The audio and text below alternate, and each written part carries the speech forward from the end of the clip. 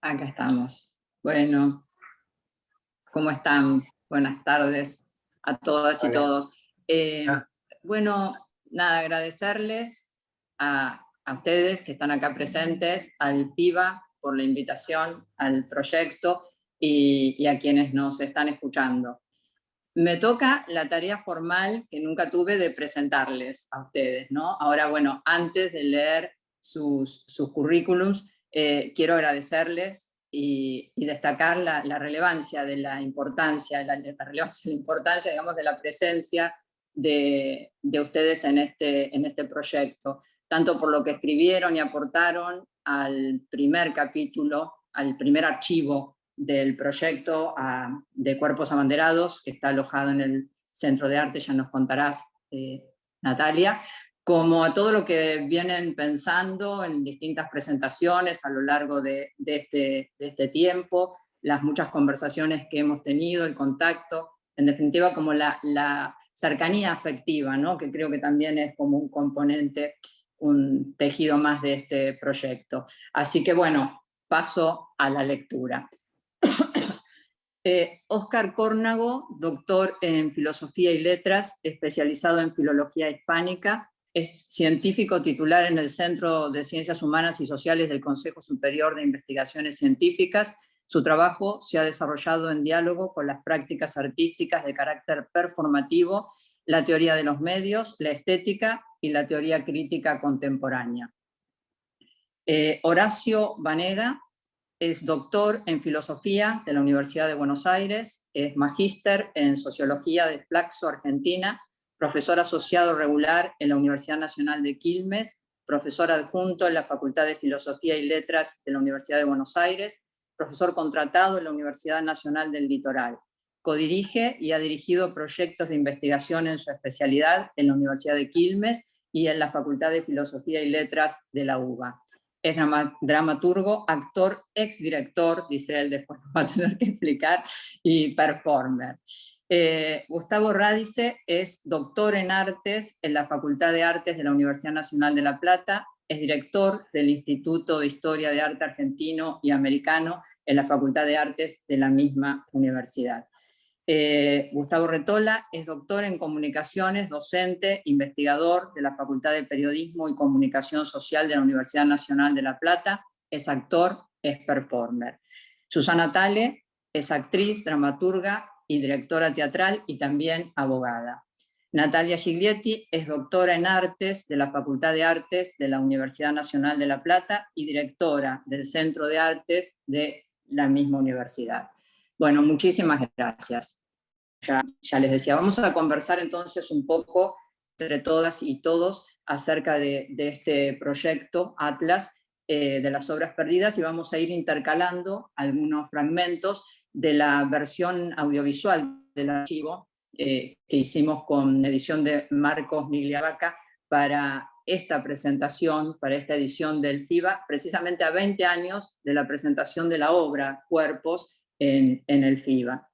Así que muy brevemente quería comentarles, bueno, ustedes lo conocen bien porque en eso venimos trabajando, pero a quienes nos están escuchando, que el proyecto se trata de pensar o de volver a imaginar de manera individual y colectiva las obras desde Cuerpos Abanderados de 1998 a Cosas como si nunca en el año 2018, a través de la memoria de las personas que trabajaron, de las personas que asistieron y de personas vinculadas en general a esas obras, junto a la mirada hoy de artistas y de pensadores. No ya para traer las obras, sino pensando en la recuperación de una posibilidad de ese pasado, ¿no? Abriendo diálogos con ese pasado, con la obra y nuestras vidas y el tiempo presente, reflexionando entre temporalidades,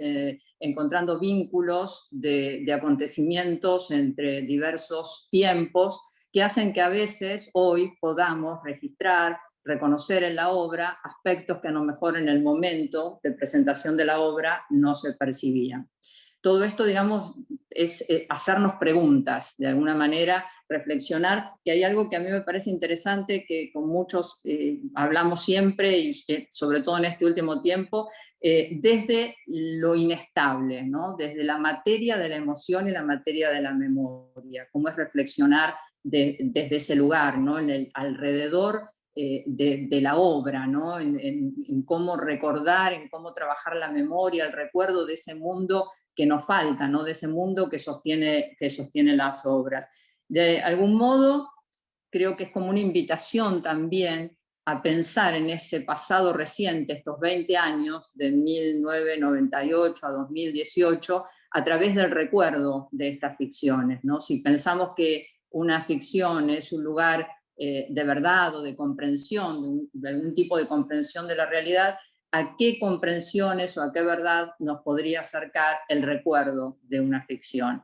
Bueno, quería presentar un poco estas preguntas y escucharles a ustedes en sus propios recorridos de análisis, ¿no? Solo quizás quisiera agregar algo que por ahí retomamos después al final, que tiene que ver con lo que siento como de alegría, de vitalidad del proyecto, ¿no?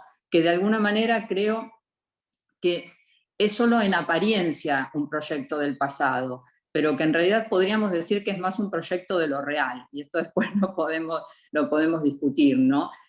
Pero que en la medida en que la mirada viva, la mirada conjunta, la imaginación colectiva hace que se vuelva a esa memoria en la que se apoya como algo vital, ¿no? Como que le da espesor, le da una realidad, así sea una realidad de tipo fantasmagórica. Bueno, me interesa mucho escucharles y bueno, ir viendo un poco estos fragmentos y conversar un poco ya sobre el final de la charla con todas y todos. Natalia, ¿querés contar un poco? Gracias. Bueno, muchas gracias, Beatriz, y a la organización del festival por la invitación.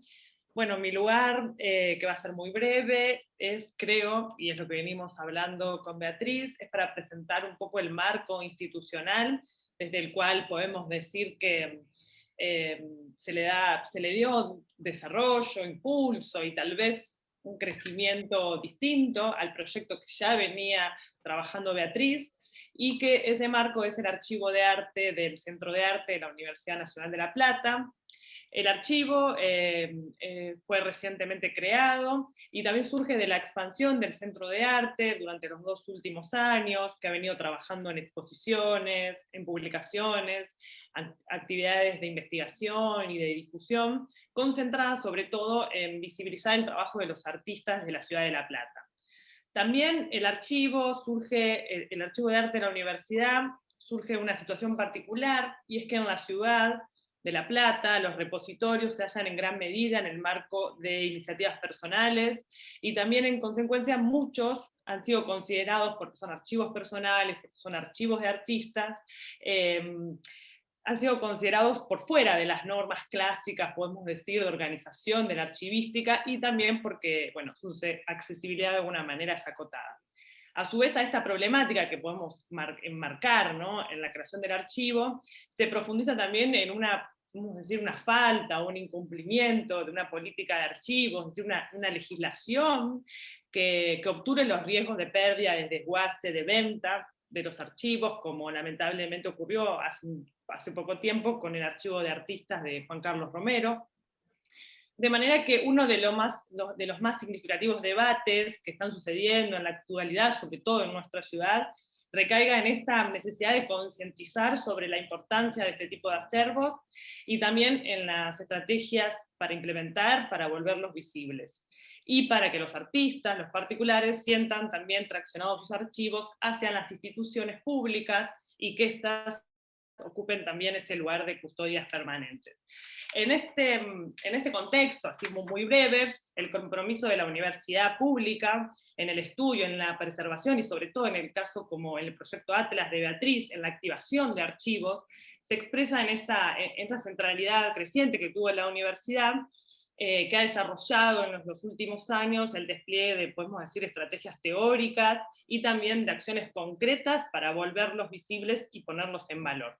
Este es uno de los principales objetivos del Archivo de Arte de la Universidad Nacional de La Plata, que reúne, cataloga y difunde colecciones bibliográficas y documentales de artistas, también de historiadores del arte y de instituciones relacionadas con el arte y la cultura de la ciudad de La Plata.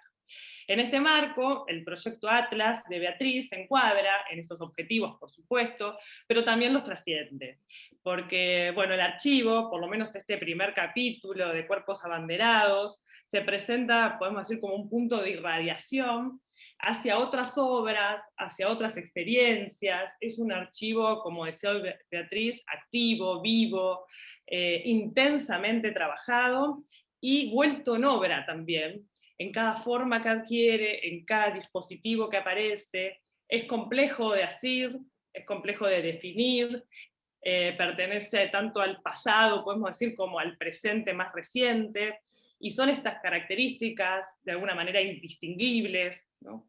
Que no dejan de provocarnos preguntas sobre los documentos, sobre las obras, sobre las categorías sobre las que trabaja Beatriz. Y estas preguntas y estas características son las que hicieron por alguna manera y hacen que el Archivo de Arte se encuentre en la universidad enmarcado en este proyecto de Beatriz, que es un proyecto tan lleno de historias, de sorpresas, de frases inesperadas, de observaciones sagaces, de giros imprevistos. Un proyecto, creo yo, que es con una capacidad de almacenamiento ilimitada, con una habilidad, que es la habilidad de Beatriz y de su permanente construcción de relaciones colaborativas y afectivas, esa habilidad para almacenar nuevas huellas que no dejan de envolver y de hacerse presente en cada nueva lectura, en cada nueva forma y en cada nuevo montaje, como en esta oportunidad que tenemos hoy el placer de poder disfrutar en el marco de este festival, que es el audiovisual que se produjo este año, ¿no? que parte justamente de la publicación digital que presentamos el año pasado.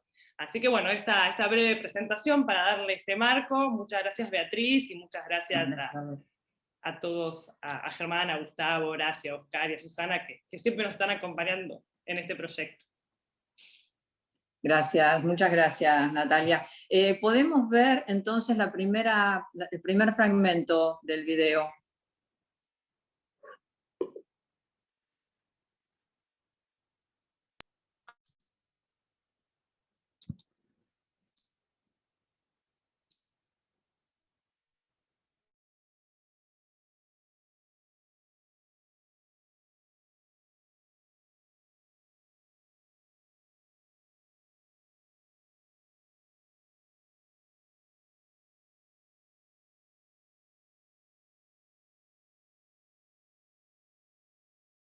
Este es el programa de la presentación de Cuerpos Abanderados en el FIBA 2001.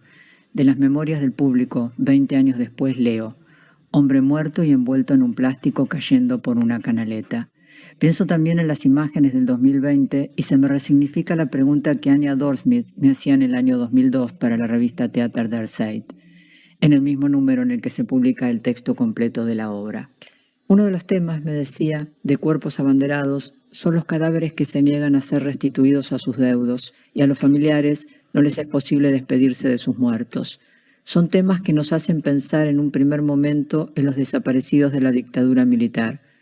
¿En qué contexto quisiera usted que se entienda su obra?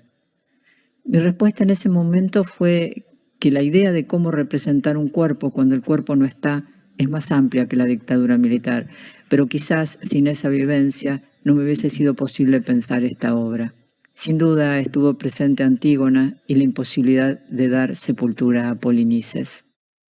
Precisamente Agamben nos advierte que las consecuencias del aislamiento, al llegar ahora a la inhibición del acompañamiento de los familiares en los velorios y entierros, produce una absoluta novedad. Dice que esto no ocurría en la civilización occidental desde Antígona. Bien, Dale. Perdonarte.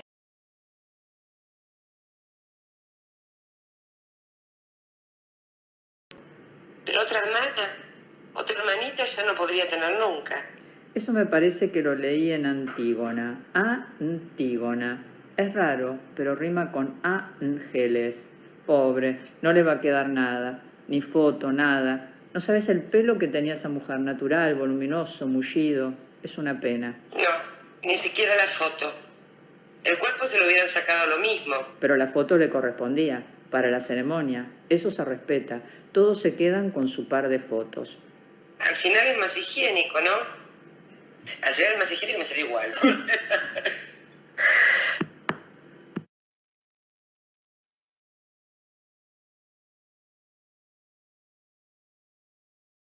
En el certificado de origen de las ratas se lee que corresponden a la cepa ACI/N y que sus progenitores proceden del National Institute of Health, Instituto Nacional de Salud de Estados Unidos, y fueron criadas en el bioterio de la Universidad Nacional de La Plata. Así pudimos viajar en avión a Córdoba y otras ciudades del país y presentarlo ante denuncias incluso penales. Fuera del país no se aceptaba la cepa. Cada país trabaja con su propia importación de cepas. En casa de la heladera, el lugar donde la rata muerta aguarda entre funciones de la misma semana.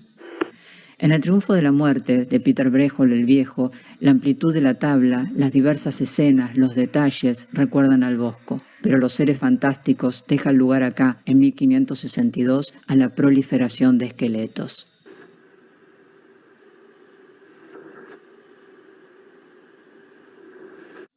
Las plagas, las ratas, en el centro de la ficción. Curiosamente hoy, las plagas, las ratas, como en el siglo XIV, vuelven a estar en el centro de nuestras vidas, de las vidas de más de 2/3 partes del planeta. La ficción, la historia, la realidad son tan distintas. La realidad como tejido de ficciones, algo así, dice Piglia.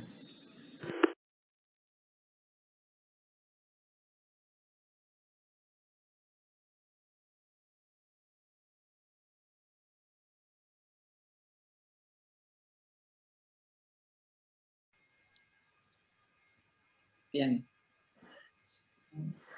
Oscar, ¿estás por allí? Estoy aquí, en algún lugar. Te escucho. Pues a todos los que me estén, o a todas las que me estén escuchando ahora, un saludo desde este espacio virtual en el que nos movemos como fantasmas.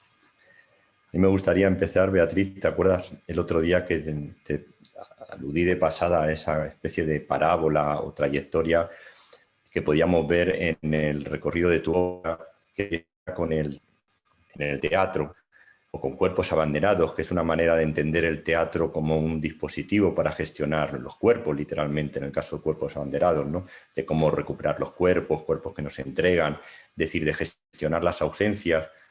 Y bueno, luego vendrá Ojo de Ciervo Rumano, que también es un modo de hacerse cargo de lo que ya fue o dejó de ser, o Los Muertos, donde se comparaba la escenografía teatral con los cementerios, y como 20 años después, más o menos, pasas por este momento del archivo, ¿no? Pasar del teatro al archivo, como si el archivo fuera otro tipo de teatro para gestionar también las ausencias, ¿no? Hacerse cargo del pasado, de los restos, de las imágenes. Pero quizás la diferencia evidente entre el teatro y el archivo es que pertenecían a ligas distintas. El teatro es una forma de creación artística y el archivo es un instrumento para ordenar conocimientos o para convertir los documentos en conocimiento, identificarlos, clasificarlos. Y por eso los archivos a menudo están, como nos decía Natalia antes, en la universidad. Es un instrumento que se utiliza mucho para hacer las tesis, y no por azar este proyecto de investigación es también un proyecto de investigación académico puro y duro, ¿no? Para desarrollar una tesis doctoral.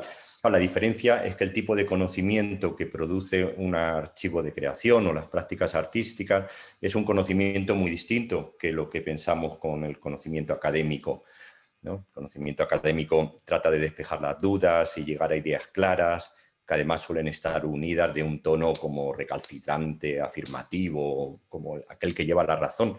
Son actitudes que relacionamos con toda la tradición patriarcal, hoy diríamos colonialista, ¿no? El conocimiento es expansivo, es una disciplina de conquistadores, y este conocimiento que busca un lugar de experiencia inestable o al que se llega a través de las prácticas de creación, digamos que limita siempre con el desconocimiento.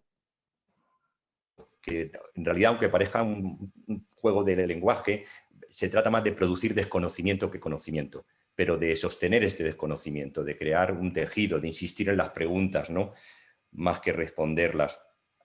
Y estos desconocimientos o este tejido de desconocimientos, si retomamos aquellos 3 niveles a los que yo aludía en la presentación anterior que hicimos de este archivo, como condiciones de una investigación en artes, pues lo vemos muy claramente cómo funciona, ¿no? Por un lado estaba ese territorio de experiencia, que en este caso es el archivo como relato, pero también como lugar práctico de manipulación de los documentos, y que es un territorio de prueba y error, de encuentros y desencuentros, de tropiezos, de aciertos y de despedidas.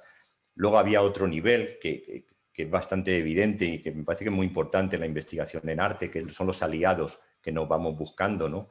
Que ya no funcionan como fuente de autorización o lugares de legitimación bibliográficos como una investigación habitual en la academia, sino que son casi, incluso a veces, pues, lugares inciertos, relaciones que se han trazado, que pueden ser como los parientes extraños o de los que hablaba Haraway, o los socios en el sentido de gente que nos sigue o a los que seguimos, ¿no? Y esto nos habla de la dimensión, diríamos, colectiva del conocimiento experiencial o práctico, es decir, es siempre un conocimiento con alguien, a través de alguien o junto a alguien, que es muy distinto del carácter solitario que ha tenido, ¿no? El conocimiento académico. Me parece que te tienes que aislar en la biblioteca o separar de la sociedad. El conocimiento artístico pasa a través de las relaciones, de los deseos de estar con otras personas, ¿no? con otros lugares, imágenes. Y por último, el tercer nivel tiene que ver con los canales de salida, a lo que también aludía Natalia, es decir, cómo reinventar las formas de compartir no solo conocimientos, sino desconocimientos, ¿no? Reinventar, porque el conocimiento, y quizá más aún el desconocimiento, hasta que no lo compartimos, no lo hacemos público, no sabemos hasta qué punto desconocíamos algo, ¿no?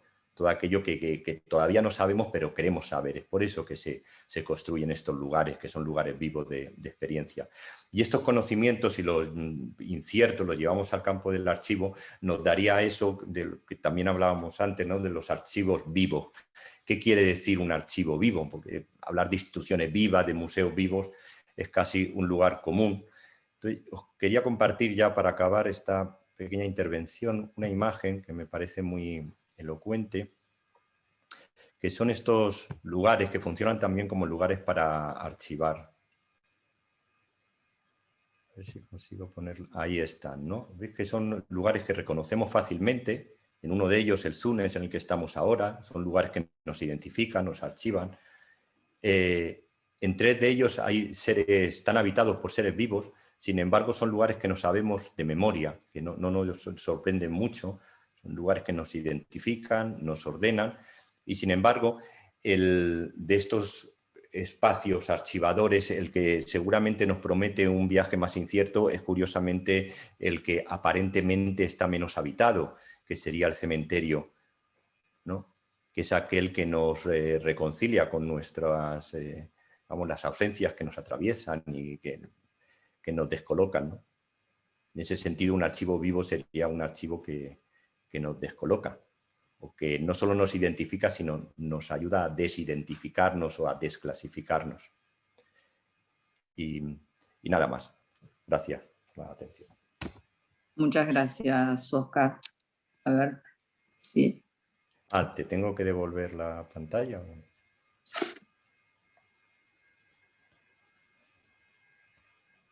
Ahora. Ahí estamos. Muchas gracias, Oscar. Muy interesante. Me gustaría ahora, antes de escucharlo a Horacio, después vamos a volver sobre muchas de las cosas que dijiste, me gustaría ver el fragmento de moda. ¿Estás vos preparado, Horacio? No te veo. ¿Horacio? Sí, Beatriz, ¿me escuchás? Ahí está, gracias. ¿Vemos primero el fragmento moda y después te escuchamos? ¿Te parece? Dale, sí, por supuesto, dale.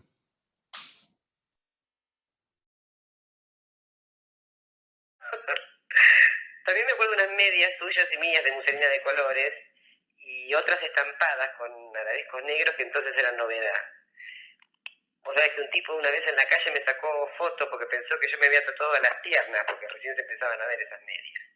Me acuerdo de las camisetas de muselina, unas negras básicamente, que te permitían abrigarte sin agregar mucho volumen. Yo usaba unas de mangas largas y vi que musculosas, con la cintura al aire. Me parece que se empezaba a usar eso de mostrar la panza. También me acuerdo de una pollera de jean con parches que tenía yo hasta la rodilla y un jean de parches de colores, también recién se empezaban a usar. Y tenía una campera negra corta, Ona Sáenz, la tengo todavía esa. Y Rosario tenía una marrón. ¡Ay, qué glorioso! Converso con Susana sobre la ropa. Por momentos su recuerdo se centra en las camperas, una negra que aún conserva. En la misma época pienso que Ubaldini era elegido diputado del Partido Justicialista. Recuerdo a una periodista que, ante un paro general del gobierno de Mauricio Macri, dice que la emblemática campera de cuero negro la tiene el hijo del sindicalista. La viuda la corrige. Las camperas eran 37 y las tiene ella. La campera me lleva a Fassbinder, la chaqueta con las letras pegadas de Fox, el nombre del protagonista que interpreta La Ley del Más Fuerte. Un trabajador que gana la lotería. Su novio, hijo de un importante empresario, lo estafa, le quita todas sus pertenencias y lo abandona. En el final de la película, una imagen del despojamiento que aún me conmueve. 2 niños, no mal vestidos, saquean su cadáver, revisan sus bolsillos y por último se llevan su campera.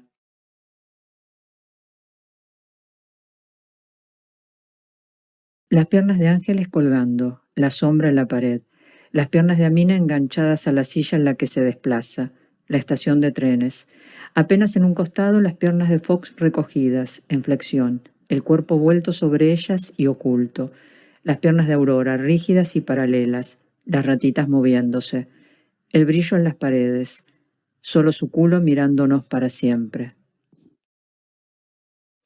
Este es el impermeable de Canon Perpetuo de Kiko García, colgado en el vestuario del Teatro Princesa, y es el que Vicky usó en la función para programadores del Festival de Viena para no dejar en evidencia su panza de 6 meses.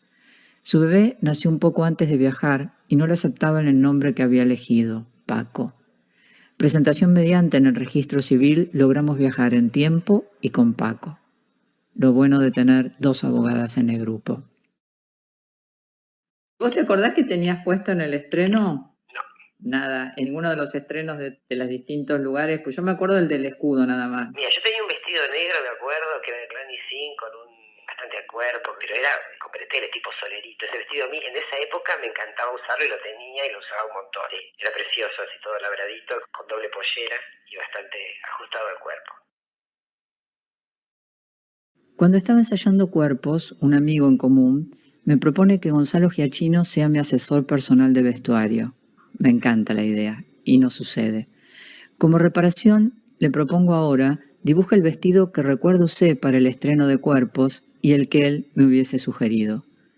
Es curioso, recuerdo nítidamente el vestido que usé en el estreno de Cuerpos en la Sala del Escudo en 1998, como el que usé en el estreno de Ojos de Ciervos Rumanos en el Teatro del Pueblo en el año 2001, y no recuerdo ningún otro. También extraño, ninguno de los dos era de color negro. Quizá por eso pueda recordarlos. Los datos que le paso a Gonzalo son: vestido tejido rosa, un tono más bajo que fucsia, cuello redondo, con un escote de forma redondeada, mangas cortas, llegando casi a los codos, falda con algo de vuelo y un largo apenas arriba de las rodillas.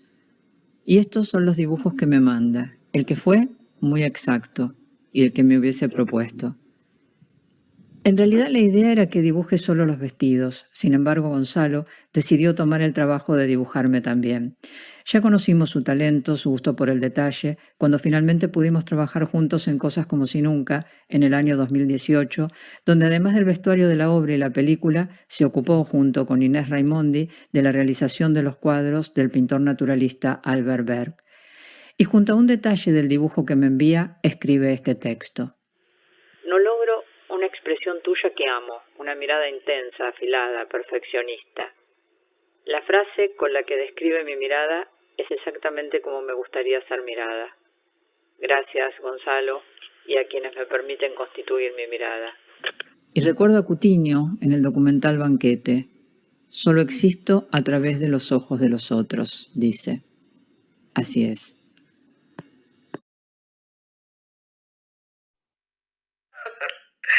También me acuerdo unas medias tuyas y mías de muselina de colores y y otras están... Ahora ya vamos con Horacio. Entonces eran novedad.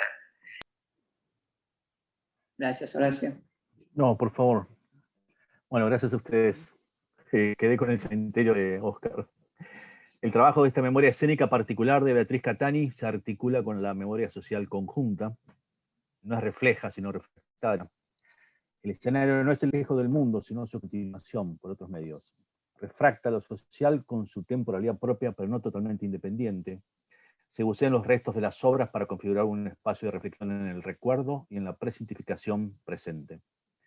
Los testimonios son materiales preciosos para confrontar la verdad del recuerdo y la verosimilitud de la experiencia.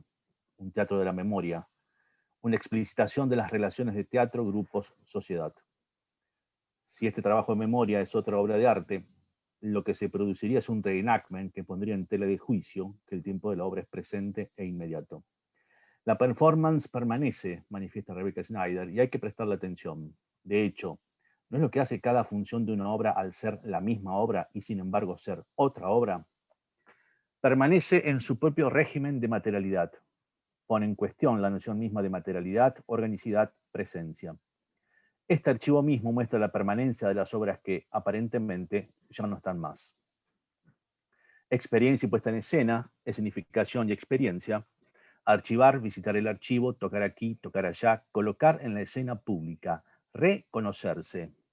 ¿De verdad el turco gobernó este país 10 años? Puede preguntar alguien que hoy tiene 30 años a gente que tenían esa edad en 1989. ¿Hay que olvidar? Este trabajo toca muchas fibras sensibles. Yo fui a La Plata a verlo en 1999, en el colectivo que salía de Retiro, o Constitución, ya no lo sé. La vi en la iglesia protestante, éramos pocas personas, y llegó un momento en el que me percaté de que estaba experimentando algo de lo que se llama obra de arte, con su carácter enigmático y críptico al mismo tiempo. Conmocionante. Una experiencia estética escénica. Ahora bien, ¿en qué se distingue la historia de la moda de la historia del arte? Un vestido diseñado especialmente, una campera cara época. Se creía, que el arte ocupaba el lugar de la religión, que, como se decía, que decía Hegel, tiene un contenido de verdad y un contenido de falsedad. El arte, como la religión, me muestra que el mundo real es invivible. Y como la religión me ofrece algo que no puede darme, porque eso sería hacer saltar al capitalismo por los aires. Toda vanguardia fracasa porque quiere cerrar la brecha arte-vida abierta por la autonomización del arte. Y la vanguardia solo logra un mejor arte, no una mejor vida. Para ello hay que hacer la revolución. Y ya sabemos que tampoco eso nos asegura una vida mejor. La moda es al arte lo que los evangelistas son a la Iglesia Católica. La moda me promete satisfacción cada temporada y no me la da porque en el fin de la temporada ya tengo que comprar otro producto. Ubaldini, Susana Tale, Fassbinder. Lo frívolo en el archivo de los cuerpos. Me muero por estar a la moda, o mejor, por ser la moda. Podríamos decir que es el problema de Baudelaire, del arte moderno, del arte contemporáneo. Al lado de las crónicas de fantasmas de Antígono y Ofelia, ¿qué pantalón me voy a poner para el estreno de la próxima obra de Beatriz Catani? Maravillosa forma de recordarnos lo efímero, lo volátil, lo escurridizo, lo huidizo del sentido del arte escénico. Procedimientos, formas, pedazos de sensibilidad, afectos, muertes, pandemias, devaluaciones, despedidas, duelos, pérdidas, alegrías, encuentros, crisis, reencuentros. Y en medio de todo, las existencias individuales de todes. Reactivar para corregir y seguir viviendo, escribiendo, actuando, dirigiendo, iluminando, espaciando, atendiendo, disfrutando. El futuro ya llegó, ya está acá y somos el futuro pasado de los que fuimos. Al reactivar ese pasado evaluamos si nuestras expectativas pasadas se lograron o se frustraron. La alegría de revisitar procesos creativos también es una lección que hay que incorporar a la memoria de la práctica escénica. Memorias en pugna, memorias en conversación. Incorporar este procedimiento a la experiencia social para modificar su presente siempre retorcido, siempre ritornelo, siempre postdatado. Trabajo de memoria. Muchas gracias, Beatriz, y a ustedes. Muchas gracias, Horacio. No conozco cómo se hace aplauso en el Zoom, es un problema. Pero bueno, quería aplaudirle, la verdad que a los tres que hablaron me encantó escucharles, espero que la gente también los esté disfrutando. Ahora quisiera saber si, Gustavo, ¿estás preparado para que veamos y escucharte? Sí, Beatriz. Bueno, entonces, Mariana, podemos ver el fragmento que eligió Gustavo, que en este caso hay unidas dos partes distintas de la película. No, perdón. Sí, yo me equivoqué, puede suceder. Esta parte la va a comentar Germán. Germán, ¿estás preparado? Germán. Sí. Listo. Sí, vamos con esta parte, pero la comenta Germán. Gracias. Bueno. El proyecto Atlas inicia en un auto, el auto de Juan Manuel Unzaga. Volviendo del Teatro Cervantes a La Plata, junto a Germán Retole y Viviana Gessi, me entusiasman para que trabaje en una tesis doctoral a partir de la relectura de mi obra. Cómo pensar una retrospectiva escénica se volvió un eje de reflexión durante meses para mí, abriéndose a más y más formulaciones y preguntas. ¿Dónde queda una obra? ¿Durante cuánto tiempo? ¿Hay un cuerpo para esa obra? ¿Hay una voz? Fundamentalmente en la búsqueda de lo que constituye y sostiene las obras, las personas que trabajaron, las que asistieron, y también los espacios, las ciudades, el tiempo, los momentos. No es la obra que falta, es el alrededor que falta, y repensarlo es volver a imaginar la obra colectivamente. Si yo en silla y el público habla es la acción de inicio de este proyecto en septiembre de 2019, y se trata literalmente de dar voz al público y de convertirme en público de la memoria de mis obras. Dada esa inversión, donde el público trabajaba y yo era su público, se firma un contrato en el inicio con la conformación de una cooperativa con un monto de dinero asignado a cada edición. El público, por votación, determinaba la forma de reparto de ese monto.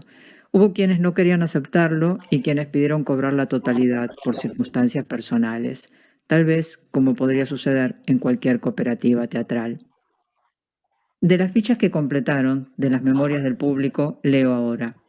Hombre muerto desnudo envuelto en un plástico. Las ratas, el chirrido de las ratas. Ratas, humo, cigarros, mujeres. Mujer fumando sobre la pecera con ratas. Mujeres con banderas haciendo pis. Olor a fluido Manchester. Ganas de hacer pis. Encerrado junto a dos mujeres de uniformes grises. Una fuma mucho, como mi padre. Murió fumando. Ventilador de fondo. Una mujer echa humo a una rata encerrada en una pecera. Encerrada como nosotros. De repente un cuerpo abanderado envuelto en una red cae. Se desliza de una rampa y permanece en el suelo una eternidad. Igual que mis recuerdos. Yo fumaba en esa época, ahora ya no. Recuerdo también una mordedura en la ingle, el olor, lo oscuro de la sala, la sensación de sótano, la arquitectura del lugar como parte de la obra, la madera de las ventanas, el encierro. Encerrada como nosotros, todo esto es un encierro. Pienso en encierros. A partir de las 0 horas del 20 de marzo se decreta en Argentina el aislamiento social preventivo y obligatorio. Las 2/3 partes del mundo viven experiencias de confinamiento similares. Y hoy, 2021, a casi un año, continuamos en situaciones semejantes. Y pienso también en las checas, las celdas del Frente Popular en la Guerra Civil Española, Kandinsky, la Bauhaus, Buñuel, el arte en función de la tortura. Viendo las fotos en distintas posiciones me pregunto cuál es el piso. El domingo 19 de julio de 2020, en la plataforma Movie, veo el film Lola de Fassbinder y distingo la misma luz y fondo opresivo. En el segundo fotograma, Zucker, el promotor inmobiliario y dueño del cabaret donde canta Lola, parece estar sacándole una foto como también yo saco a la pantalla.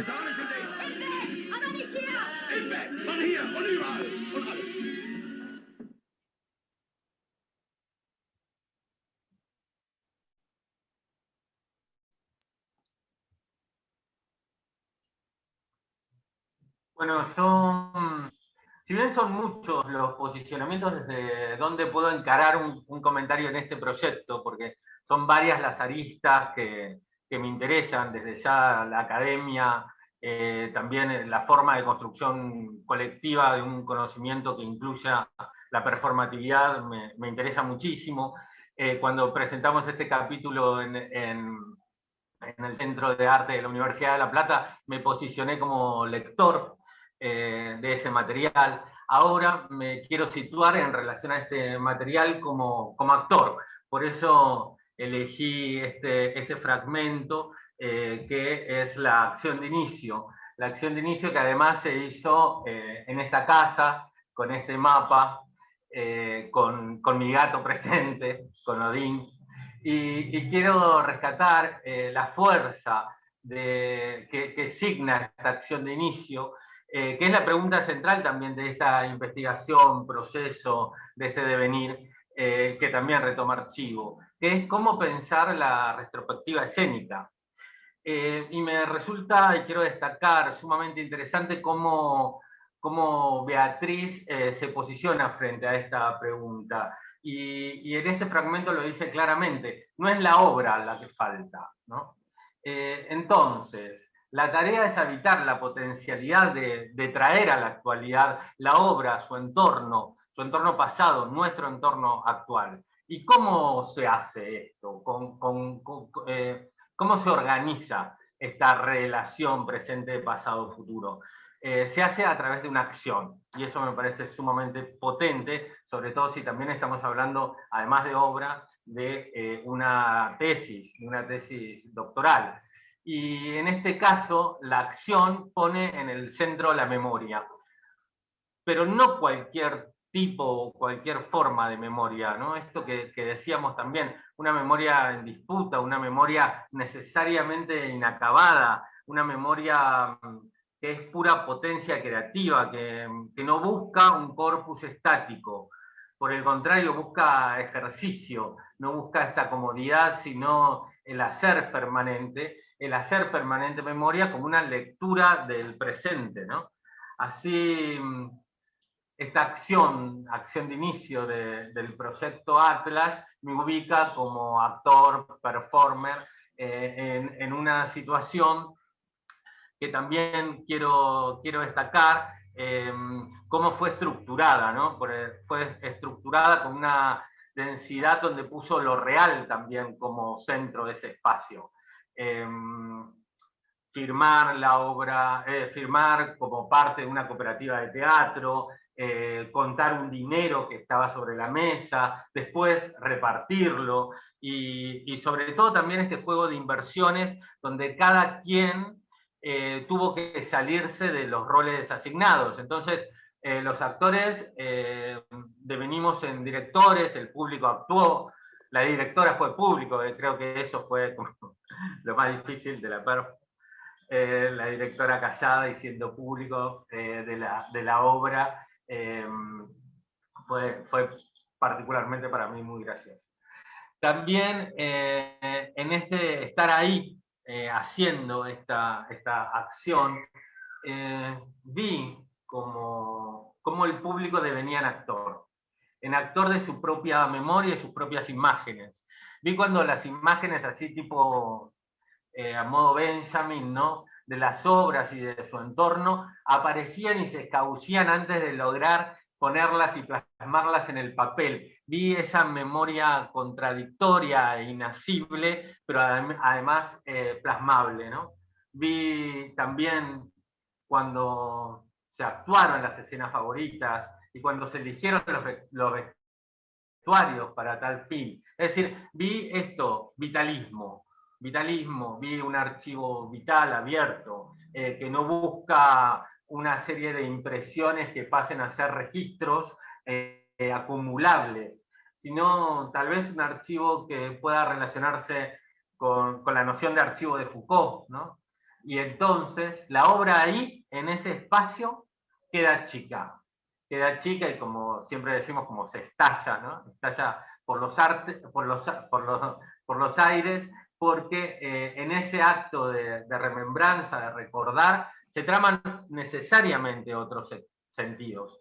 En esa actualización sucedieron otras cosas, que es lo que también resalté cuando hicimos la presentación del archivo en el Centro de Artes de la Universidad Nacional de La Plata, en otra oportunidad, que es las derivas de la lectura, ¿no? Y tal vez eso quiero resaltar como trabajo de la memoria y en memoria. Abordar las derivas en un sistema relacional donde la realidad es, como recién mencionaba Ana Piglia, ese tejido de ficciones. La actualización de la obra y volver a imaginarla colectivamente es como ese resultado de las derivaciones que el ejercicio produce. Donde todo es claro y al mismo tiempo todo es confuso. Pero la escena vivenciada es necesariamente opaca. Y voy a terminar diciendo que de esta trama de ficciones en este tejido, están presentes porque también tuvieron un soporte fundamental que se dejó ver en la acción de inicio, que es el afecto. El tejido de afectos que trama una obra cuando se produce, cuando se lee, cuando nos atraviesa, siendo público, autora, autor o actor o actriz. Y desde la acción de inicio ya sabemos que en estos ejercicios, después de haber estado presentes ahí en esa acción, esos roles no son prioritarios, de ser mantenidos para comenzar a sacar los velos de un tiempo pasado en un presente actual, colectivo, potente, inacible. Y para cerrar, en definitiva, quisiera como poner en el tapete dos palabras que me suenan todo el tiempo, que es derivar y develar, ¿no? Esta idea como de una cosa que me lleva a otra cosa, que me lleva a otra, y estas derivas de la campera de Gualdini, y también develar todos esos misterios, esos fantasmas, diría también este archivo, ¿no? Que fueron clave para la acción de inicio, pero que fueron el soporte como fundamental de una obra que empieza siendo como proyecto y termina siendo como una posibilidad de lectura del mundo en cualquiera de los tiempos donde los cuerpos afectados nos estemos presenciando. Bueno, esa es como mi Bueno, muchas gracias, Germán. Muchas gracias siempre por tu poner el cuerpo siempre en todas las obras, ¿no? No has estado en esta obra de Cuerpos Abanderados, nos conocimos un poco después de eso, pero creo que, bueno, que mis obras no serían lo mismo si las pienso sin vos, porque desde Si es amor, creo, estás en casi todas ellas. Muchas gracias. Ahora sí, Gustavo, si estás disponible, vemos el fragmento que elegiste, que es acá sí, está como compuesto de dos partes del audiovisual, y después te escuchamos. Perfecto.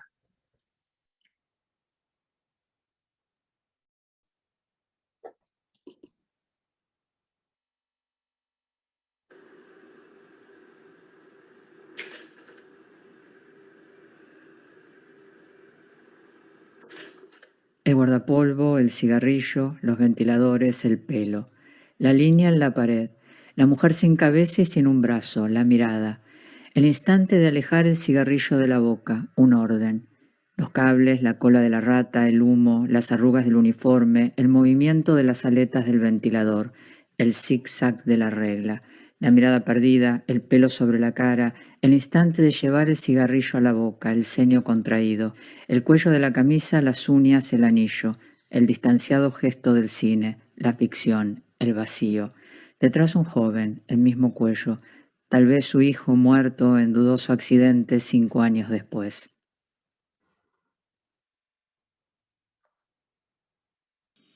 El billete de 5 pesos, con la imagen de San Martín joven, apareció en el año 1998, coincidiendo con el estreno de Cuerpos Abanderados, y su cancelación, en el año 2019, se corresponde con las últimas funciones de Cosas como si nunca.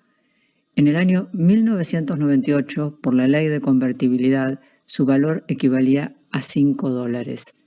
En el año 2019, cuando salió de circulación, su valor equivalía a 6 centavos de la misma moneda, según la cotización para la compra en el Banco Nación. Otro billete de 5 pesos, utilizado durante el año 2020 por supermercados chinos como forma de cambio ante la falta de circulación de monedas. Se lee Banco Central de Supermercado Crisol, numerado y con filigrana, y figuras reconocidas de la comunidad china. En el año 1999, el subsidio recibido de la Fundación Antorchas para la realización de Cuerpos Abanderados correspondía a $7.000 por la ley de convertibilidad. Se aclara en la carta recibida que el monto del subsidio disminuyó a $7.000 en vez de los 10.000 propuestos inicialmente, en función de otorgarse un mayor número de becas por el nivel de las presentaciones recibidas. En noviembre de 2020, según dólar oficial, significaría 630.000 pesos. En el año 2020, por su plataforma online, el Instituto Nacional de Teatro establece para subsidio de producción de obra 127.970 como monto máximo asignado, mientras el Fondo Nacional de las Artes publica el llamado a becas de creación por un monto máximo de 100.000 pesos.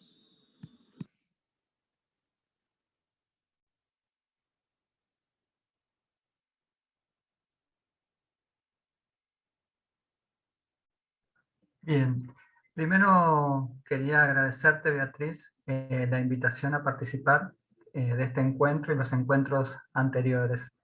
La verdad que me han hecho reflexionar sobre muchos conceptos y principalmente el de archivo. Y quería retomar un poco las palabras que había dicho Natalia al comienzo sobre la importancia que tiene territorializar los archivos, valorizar los archivos de la región y establecer un lugar físico donde se puedan guardar.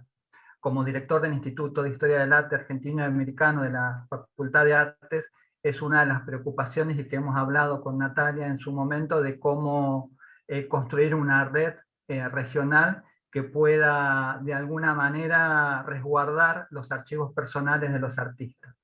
Y en este contexto me parece que el proyecto que estás elaborando, Beatriz, revaloriza algo que dentro de las artes y sobre todo en la región no se ha tenido en cuenta, y que es los archivos de los teatristas, de gente que ha hecho teatro durante mucho tiempo y ha guardado sus documentos y han quedado, digamos, perdidos. Y entonces me parece que este primer paso a pensar un archivo relacionado a las artes escénicas es de suma importancia. Y por otro lado, mientras los estaba escuchando a mis compañeros que estaban hablando, vi que todos en general estamos pensando la idea de archivo más o menos sobre el mismo espacio, lo cual me parece que nos llama la atención a la percepción que hemos tenido sobre tu obra, Beatriz. Palabras como inestable, como vivo, como expandido han resonado anteriormente, y las retomo como para pensar un concepto que me parece que es importante y que creo que lo asocio a este proyecto, y es la idea de archivo afectivo. ¿Por qué? Primero, ¿por qué elijo, digamos, estos fragmentos? Porque en el escrito que yo presento, una de las preguntas que me hago es ¿qué nos ha pasado a nuestros cuerpos, a nuestra memoria y a nuestro ser desde el estreno de Cuerpos Abanderados y desde el estreno de Cosas como si nunca? Han pasado varios años y algo nos ha atravesado. Entonces, en ese atravesamiento es que pienso justamente lo afectivo como una forma o como una variable que nos permita archivar. Y por otro lado, el proyecto toma conceptos como lo colaborativo y lo colectivo. Pensaba qué nos ha pasado, por ejemplo, en los 5 pesos, ¿no? Ese 5 pesos que tenía un valor en el 98 y que en febrero del año pasado estábamos tan preocupados por deshacernos de él, hasta que nos agarró la cuarentena y la pandemia. Entonces eso marca en cierto modo la inestabilidad de lo afectivo. Y la enumeración al comienzo me llama la atención porque lo primero que me hizo acordar es un texto de Humberto Eco, que es El vértigo de las listas.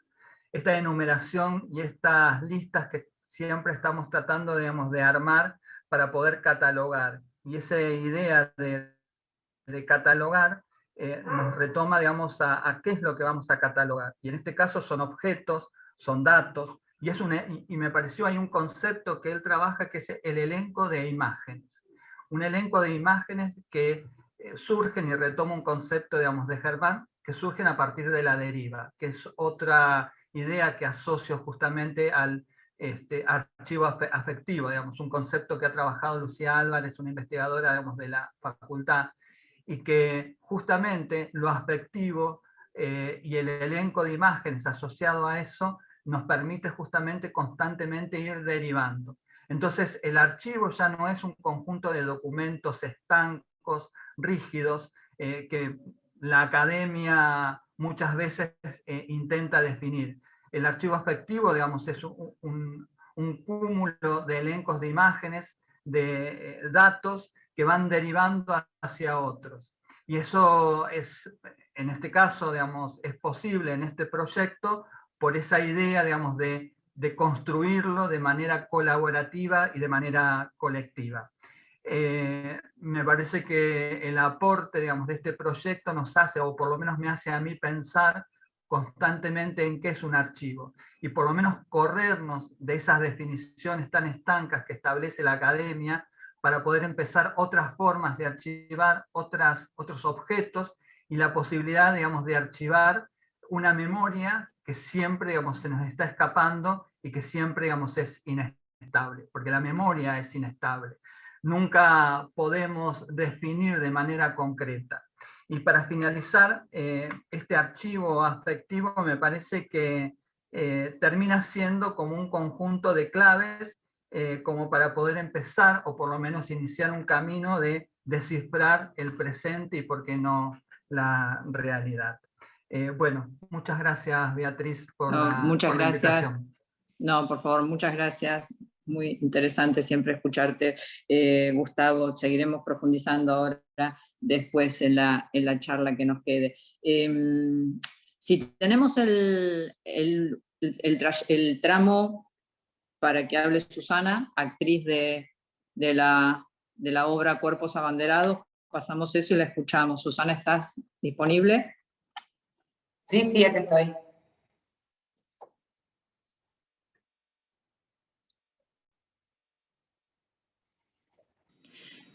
El término cantilar, dice Steiner, hace referencia a la antigua práctica de cantar libros. Memorizar un poema desarrolla una relación personal con el escrito, sonido y significado, que también evoca momentos de la vida y personas que se amaron. Esos textos cantados se convierten en presencias reales, saber con el corazón, conocer con los labios. ¿No te importó específicamente tu salvaguarda, tu salvoconducto? Esa única posibilidad que vos solita conseguiste para defender tu elección. Juana de Arco sos. Cantilar. Así pienso sucede con los textos dramáticos, como con la poesía que se sabe de memoria por su musicalidad. Es un saber a la espera, es una memoria que conlleva el tiempo y muchas veces el sufrimiento.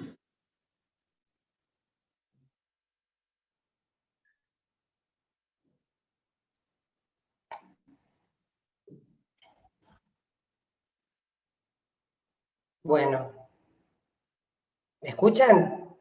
Sí, creo que sí, yo sí. A ver si salimos de la pantalla. Ahí, perfecto. Yo te escucho perfecto. Espero que el resto también. Espero que todos. Bueno, muy bien, me pone muy contenta estar acá. Es muy fuerte para mí. Acabo de escuchar fragmentos grabados de la obra hace 20 años. Como dijo Beatriz, yo fui una de las actrices de Cuerpos Abanderados, y a partir del convite de Beatriz para este atlas, mi contribución al archivo fue desarchivar.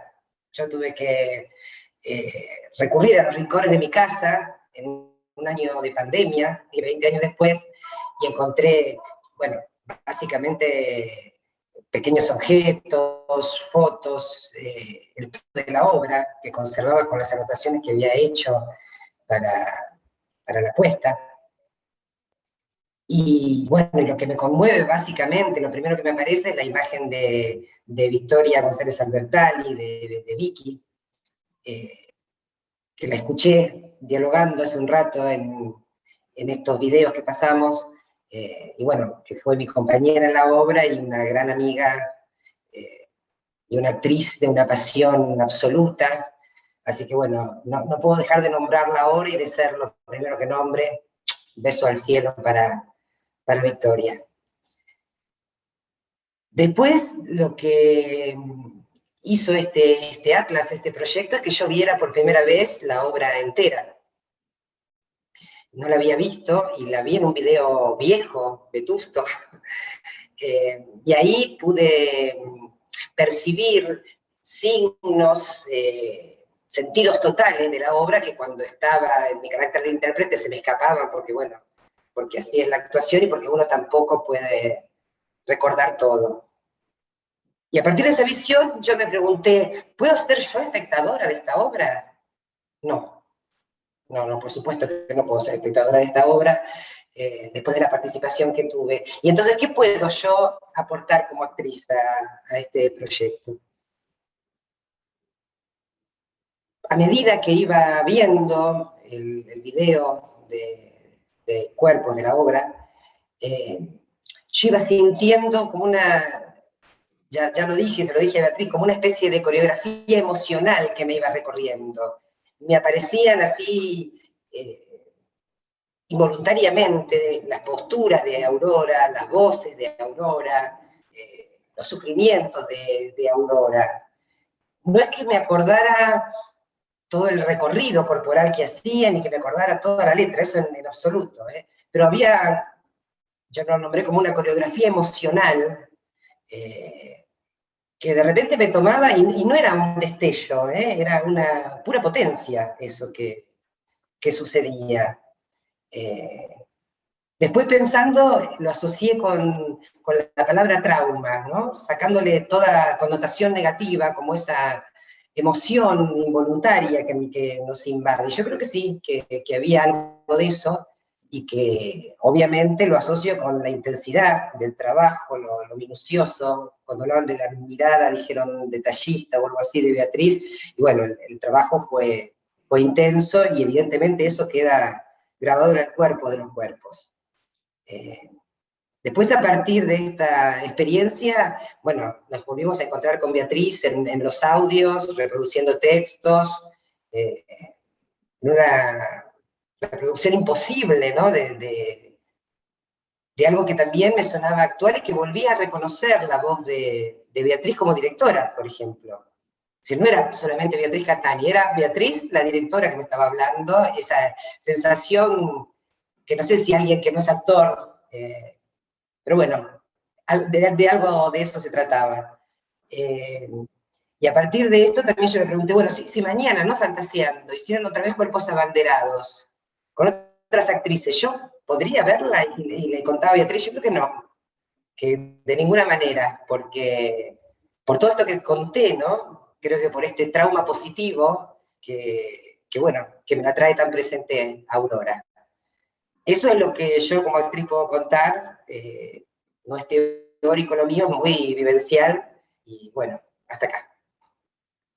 Bueno, Susana, muchísimas gracias. Realmente aportaste muchísimo, y sí, yo también sentí, fue muy lindo, como hace cuántos años hacía que no teníamos ningún contacto, no nos hemos visto, a pesar de vivir cerca de la ciudad, no nos habíamos visto nunca en ninguna parte, y de repente, bueno, primero algunos intercambios por mail, que enviaste muchísima información, pero cuando ahora estábamos hablando por teléfono sobre escenas de la obra, realmente había una cercanía, y pudimos leer escenas donde fue como, no sé, como si hubiésemos conectado, ¿no? con esos ensayos que vos decís que de alguna manera quedan inscriptos en el cuerpo, ¿no? Y es de algo de esa relación.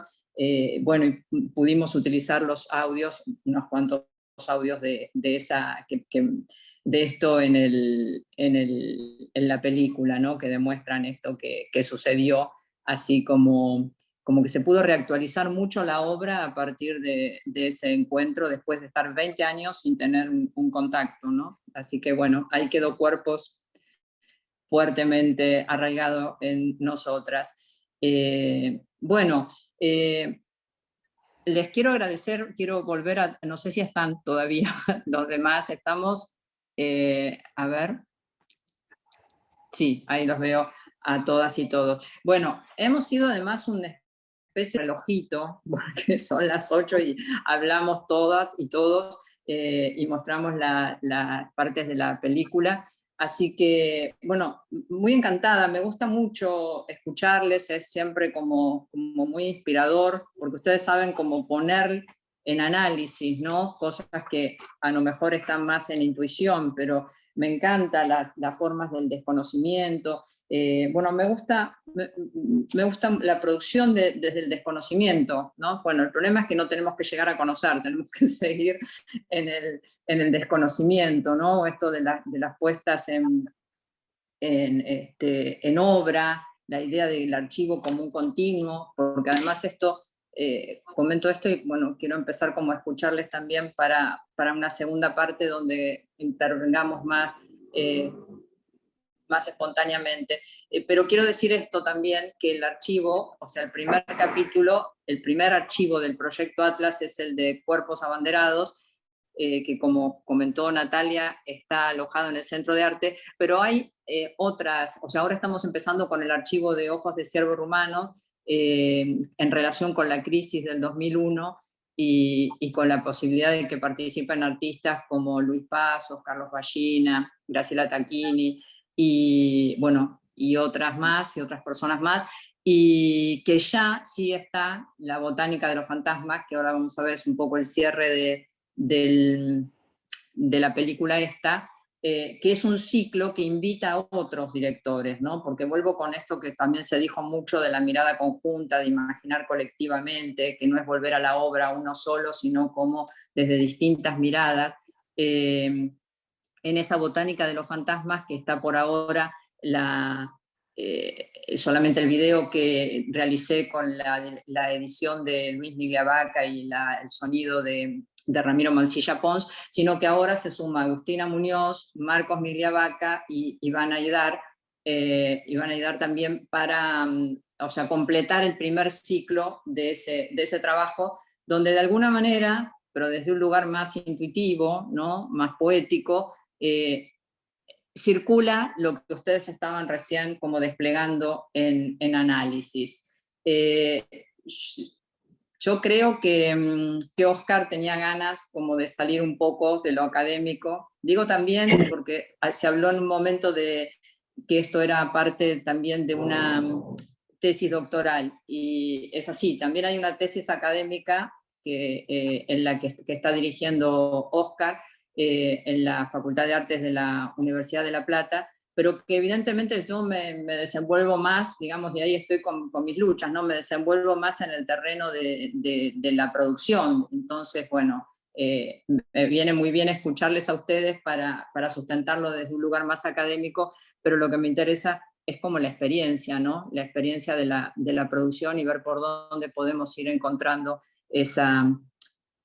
eso que ustedes hablan, ¿no? De no ponerle nombre, de la creación de un archivo que se desconoce, con otros componentes, o bueno, o que no sabemos, y tratar de seguir no sabiendo sería la situación o la utopía. Oscar, te quiero escuchar, estoy como muy emocionada y hablo mucho, pero te quiero escuchar porque me da interés saber qué era lo que habías preparado. Bueno, en realidad es como un pequeño mantra. Yo para los que no sabéis, cuando hablé con Beatriz la última vez para organizar esta charla, pues le propuse un pequeño, digamos, ejercicio como para prepararnos físicamente, el cuerpo, para entrar dentro de estos archivos que están llenos de fantasmas, de espectros, de sombras. Hay una frase que me encontré en la Botánica de los Fantasmas, que oiremos a continuación, creo, de Chris Marker, que dice: las cosas mueren cuando no hay sobre ellas una mirada viva. Y a continuación dice, que no sé si era también de Marker o tuyo, Beatriz, impresionar la mirada es la función de los fantasmas. Es decir, que uno no es solo sujeto de la mirada, de esos documentos, de esos rastros del pasado, sino que también es mirado por los restos o por los espectros, y en ese sentido somos objeto de la mirada de esos documentos o de esas ausencias. Es como si los espectros alimentaran lo vivo y lo vivo alimenta las ausencias, y fueran dos cosas que que se retroalimentan. Así que yo pensé que sería interesante reconciliarnos con nuestras partes ausentes. Realmente nosotros ahora formamos parte del archivo de Beatriz, un archivo te archiva también, ¿no? Aunque tú, el archivo como que parece que tú le estás estudiando, pero estás siendo archivado. Y por partida doble somos parte de este archivo virtual porque vamos a quedar grabados dentro de YouTube o lo que sea, ¿no? Somos fantasmas. Entonces yo creo que lo que hay que hacer en lugar de luchar y tratar de estar vivo es estar vivo, pero desde esa condición espectral que tenemos y que también nos da vida, es decir, reconciliarnos con eso. Y bueno, había pensado como un pequeño ritual. Esto es algo que se puede hacer también, por ejemplo, esos días que salimos a la calle y notamos que la gente, que somos transparentes, que no nos mira nadie, o que vamos a pedir un café y tenemos al camarero delante y le dices un café y notas que no te está oyendo pero te está mirando, entonces le tienes que pedir el café 3 veces hasta que al final te dice, bueno, hoy soy un fantasma, ¿no? Y entonces, pues en esos momentos pues hay este pequeño mantra que está inspirado en una idea de Berger, ¿no? De John Berger, que se ocupó tanto también de todo el mundo ya pasado, que ya acabó. Entonces, para realizar este mantra, bueno, yo lo vamos a repetir solo una vez, pero a base de repetirlo, pues tiene mayor efecto, como sabéis, pues una cosa sonora que se va quedando como un cantilar, ¿no? Cantilar los textos. Entonces, lo que hay que hacer es, bueno, ponerse un poco en situación, quizás si tenéis alguna cosa a mano con la que tocaros, así como, bueno, para entrar un poco en... Ya, yo voy a quitar esto. Voy a poner...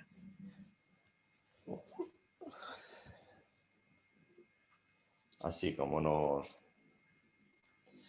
preparamos para convertirnos en espectros, ¿no? Ponemos fotos. Convertido totalmente. Yo tengo aquí ya esto que ya lo utilicé la otra vez. Bueno, entonces como que estamos vivos, pero también estamos muertos, ¿no? Y vamos a invocar esas ausencias para poder entrar en diálogo con estas otras ausencias de lo que pasó o de lo que podrá ser. Entonces voy a hacer solo 2 versos del mantra. Yo los hago una vez, los canto y luego ya pues los cantamos todos juntos, ¿no? Como cosas así evangélicas, ¿no? Evangelio, que la buena noticia es que somos fantasmas, que ya estamos muertos, estamos vivos porque estamos muertos, ¿no? Esta cosa. Entonces, bueno, el primer verso dice así: detrás de cada archivo hay un muerto, al menos un muerto. Ahora ya todas juntas. Detrás de todo archivo hay un muerto, al menos un muerto. Y ahora el segundo verso dice: yo soy la muerta o el muerto de este archivo, Yo soy la muerta o el muerto de este archivo,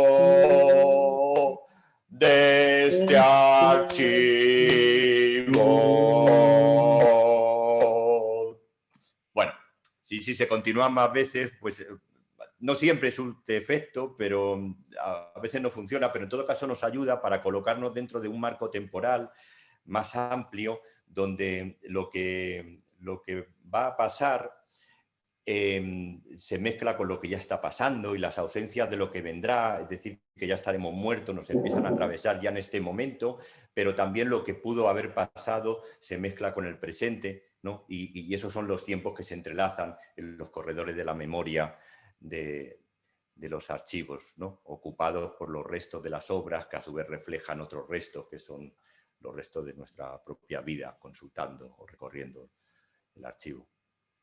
Bueno, bien, bueno, muy bueno, muy bueno, muy bueno. Bueno, acá me había hecho también algunas preguntas en relación a esto, Horacio, pero también me gusta escucharle. Yo creo que podríamos ver ahora la botánica de los fantasmas y después que cada uno dé alguna idea de cómo transita su ser fantasma. O la mirada sobre los fantasmas, y si los fantasmas son o no son una realidad. ¿Vemos entonces, Mariana?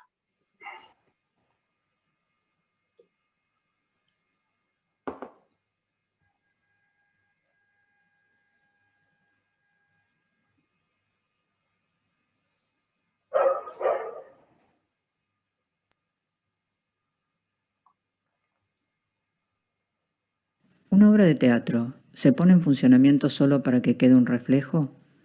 En el reflejo, la obra vuelve a acontecer.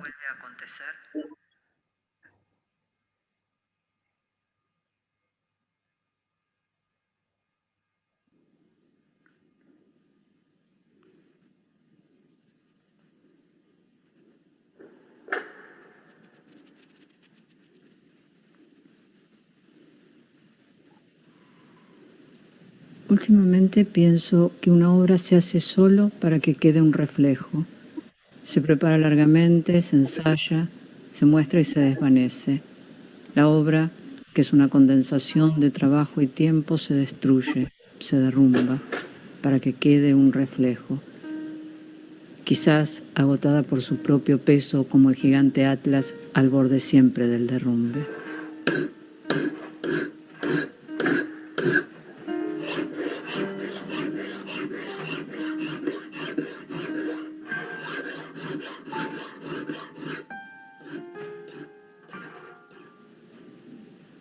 Cuando las personas mueren se vuelven historia, dice Chris Marker.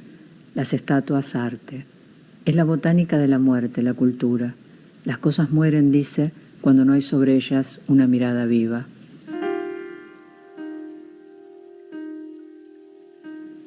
Cuando no hay sobre ellas una mirada viva. Impresionar la mirada es la función de los fantasmas. Ponerle carne de gallina, quitarle la respiración. No espantar, no despavorir, convocar, estremecer, escurrir el alma hacia la materialidad.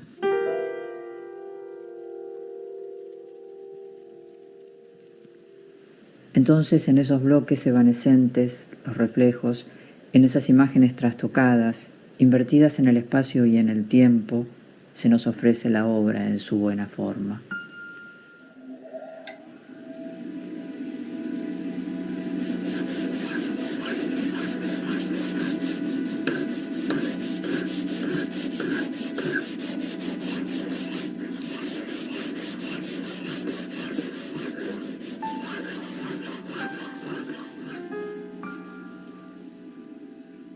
Cuando la obra se deshace siempre hacia adentro, en una implosión muda, los vapores configuran ese otro estado que por momentos entrevemos en los reflejos.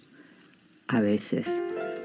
Para percibirlo, hay que ir detrás del medium que nos acerque, a tientas, vislumbrarlo o inventarlo, hacer nuestra invocación. Es la botánica de los fantasmas.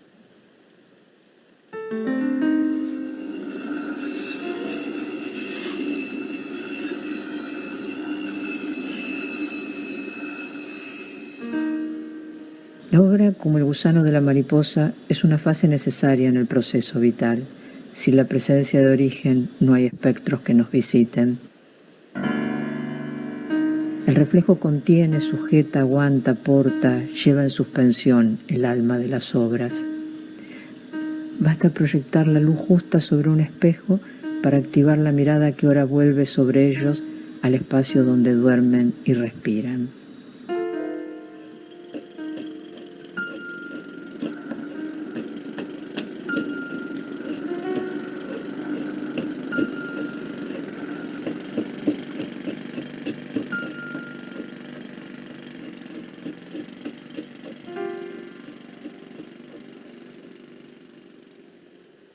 Imágenes supervivientes del incendio, a contrapelo, invertidas, deshechas, que necesitan de la mirada viva para activarse, y la mirada viva necesita traspasar el grano, recorrer el tiempo hacia el objeto que no está, recorrer el tiempo desde el alma a la materialidad.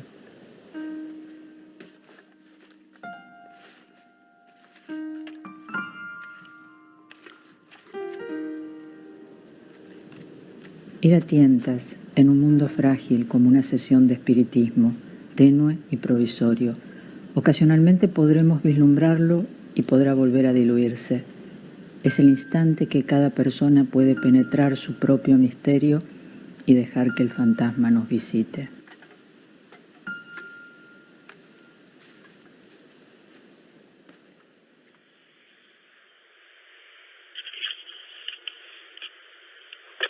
Un aspecto esencial de este proyecto es la reunión de artistas, la posibilidad de imaginar en conjunto. De las reflexiones en el archivo de Óscar Córnago, Horacio Banega, Germán Retole y Gustavo Radiche, leo: nos sentimos interrogados por una mirada extraña que viene de algún lugar solo aparentemente lejano. En definitiva, se trata de utilizar el archivo como un instrumento para mirar el pasado y mirar cómo miramos, una especie de lupa de aumento para descubrir lo que ni siquiera sabemos que estamos buscando. El futuro ya llegó, ya está acá, y somos el futuro pasado de lo que fuimos. La alegría de revisitar procesos creativos, la historia de la práctica escénica, esa pasión positiva que potencia el deseo de más deseo de escena. ¿Qué nos pasó entre 1998 y 2018? ¿Qué le pasó a nuestros cuerpos y a nuestras vidas? ¿Nos roza el mismo aire que respiraron las obras? Memorias en pugna, memorias en conversación, memorias en conflicto, el trabajo de la memoria.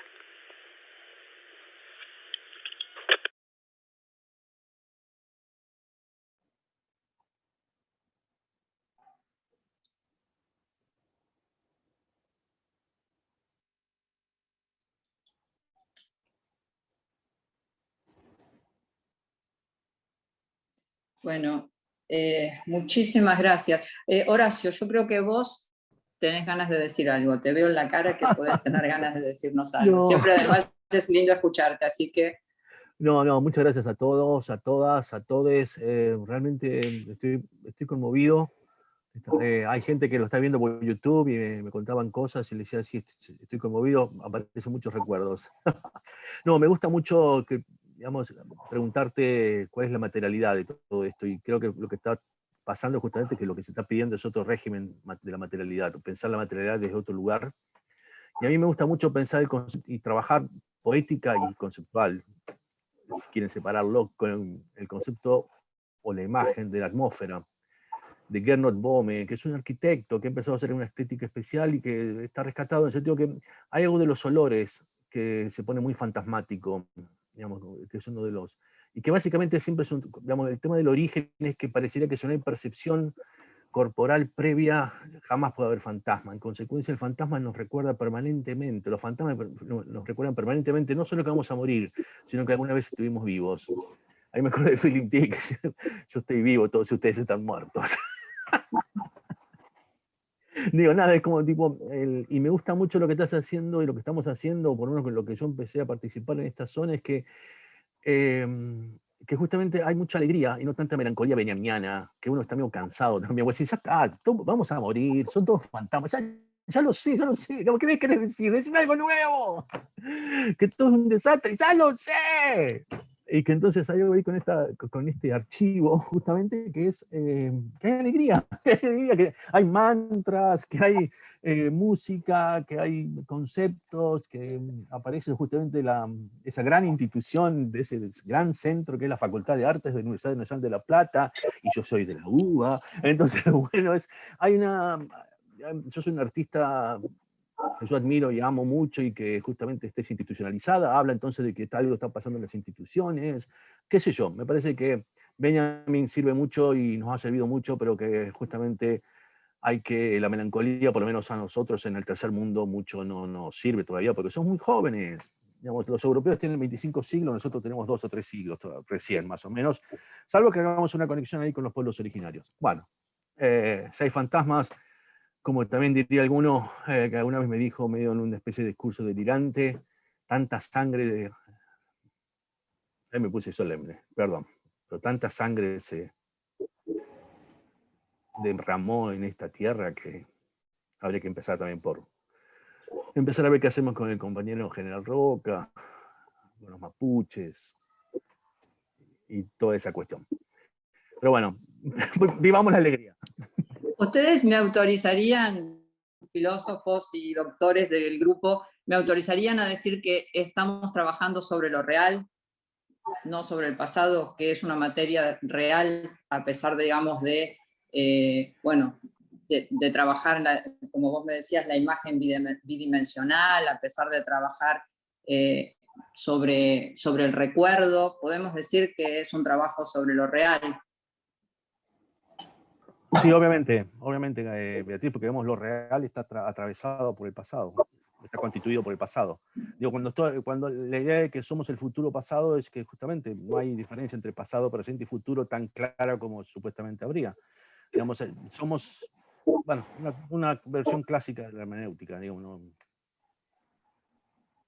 Lo real, no en términos de verdad, me parece, sino en términos de poder develar. Una imagen más griega que la idea de veridad romana. Esta idea como de las capas de lo real que este tipo de procedimientos nos provoca, ¿no?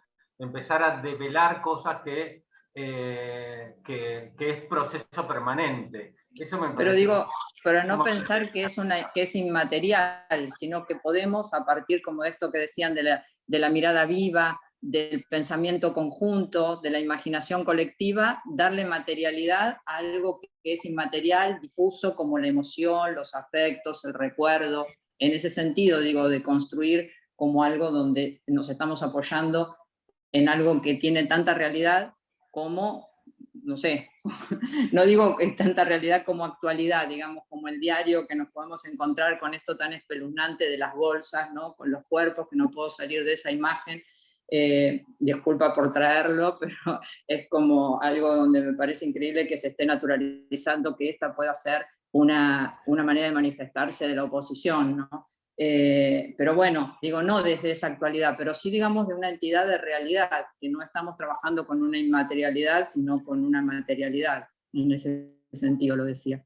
Pero no si me autorizan ustedes, yo lo digo. Pero Beatriz, no necesariamente lo inmaterial no es real. Ahí por eso hay que trabajar la noción de qué estamos significando cuando decimos materialidad. Y la palabra alemana Wirklichkeit, efectividad, funciona siempre muy bien para estos casos. Que tiene efectividad, en tanto en cuanto las emociones tienen una efectividad porque invisten en toda nuestra vida práctica y cotidiana, como también la noción de conocimiento práctico que traía Oscar.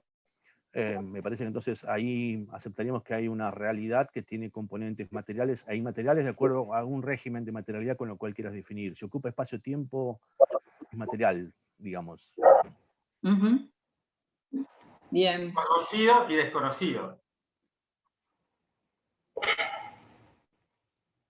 Natalia, ¿querías decir algo? La cuestión epistemológica me parece que sí, después. que estabas por decir algo. No, me quedé pensando en esto de lo real, que en términos quizás de pensarlo en función de cómo provoca experiencia y la cuestión de lo corporal, ¿no? Yo me había quedado mucho con esta última parte de la botánica de los fantasmas, con la noción esta que vos repetís en ciertas ocasiones, con esto de ir a tientas o andar a tientas, ¿no? Y esta idea de lo real quizás en relación con esta idea de lo corporal, de lo táctil, ¿no? De reforzar lo sensitivo, o ciertos sentidos por sobre otros, y lo relacionaba con un texto que leí hace poco de Spieker, que habla del archivo como esta idea de pensamiento táctil, y no tanto de pensamiento, podemos decir, donde el ojo es el que controla todo, ¿no? Que eso, bueno, remitiría a otro, claro, podemos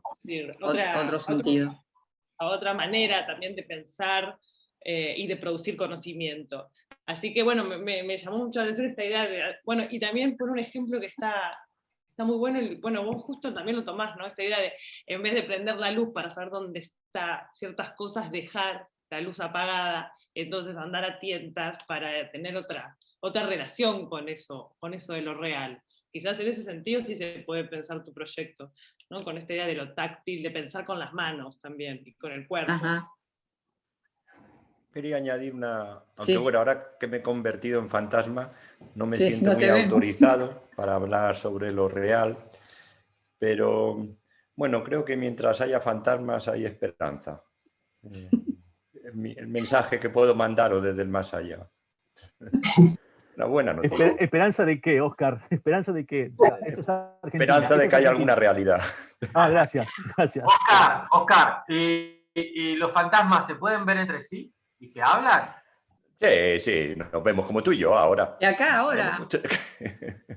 Ahora estamos dialogando. Sí, además es muy relajante, os lo recomiendo.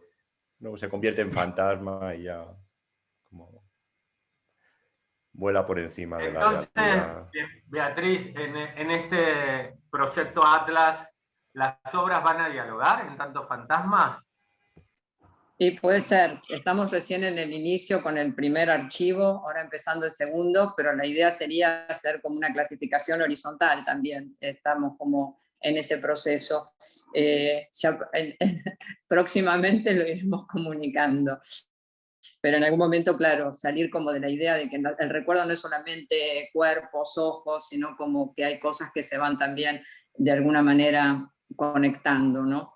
Pero bueno, iremos sumando personas que colaboren, iremos abriéndonos. Nosotros somos como la primer célula de operaciones, de aliados, ¿no? Pero bueno, irán sumándose otros fantasmas, espero, también en este viaje, en esta aventura, que bueno, me tiene muy, muy contenta y espero que sigamos haciendo otros recorridos juntos y juntas. Bueno, muchísimas gracias, me encanta siempre escucharlos, nos vemos y nos escuchamos por otros medios, pero bueno, así en una reunión grupal, y esperemos que también les haya resultado interesante a quienes se han quedado escuchándonos y que sigamos adelante. Muchísimas gracias.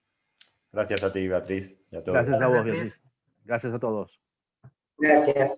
Muchas gracias. Beatriz.